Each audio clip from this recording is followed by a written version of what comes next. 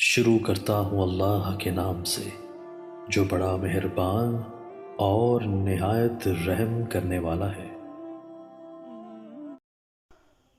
السلام علیکم ورحمۃ اللہ وبرکاتہ۔ محترم دوستو، آپ سے گزارش ہے کہ اچھی احادیث سننے کے لیے ہمارے چینل کو ضرور سبسکرائب کریں تاکہ اللہ تبارک و تعالی ہمیں ان احادیث پر عمل کرنے کی توفیق عطا فرمائے۔ جزاک اللہ۔ حضرت ابن عباس رضی اللہ تعالیٰ عنہ فرماتے ہیں کہ میں نے شب قدر معلوم کرنے کے لیے طاق اعداد میں غور کیا تو 7 کا عدد اس کے لیے زیادہ موزوں نظر آیا۔ جب 7 کے عدد پر غور کیا تو معلوم ہوا کہ آسمان بھی 7 ہیں اور زمینیں بھی 7 اور دریا بھی 7، صفا و مروہ کے درمیان بھی 7 ہی مرتبہ سعی کی جاتی ہے،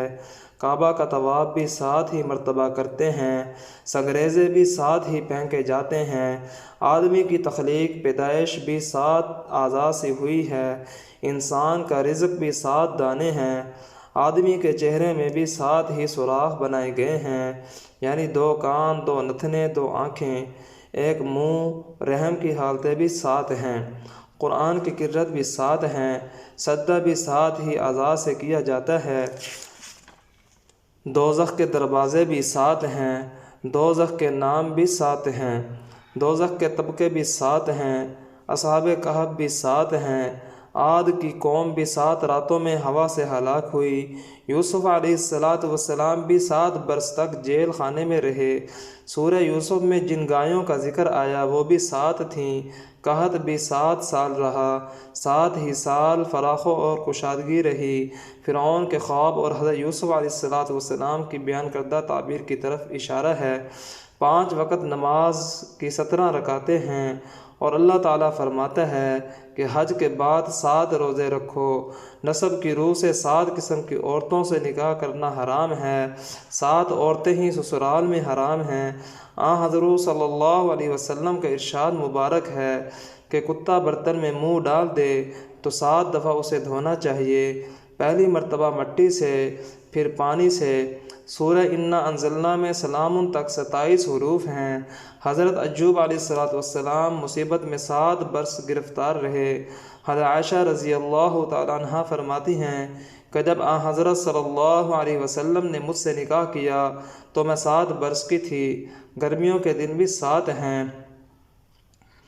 پس یہ 7 دن گرمیوں کو کاٹ دیتے ہیں یعنی ختم کر دیتے ہیں۔ حضرت صلی اللہ علیہ وسلم نے فرمایا میری امت کے شہید بھی 7 طرح کے ہیں، ایک وہ جو خدا کی راہ میں مارے گئے،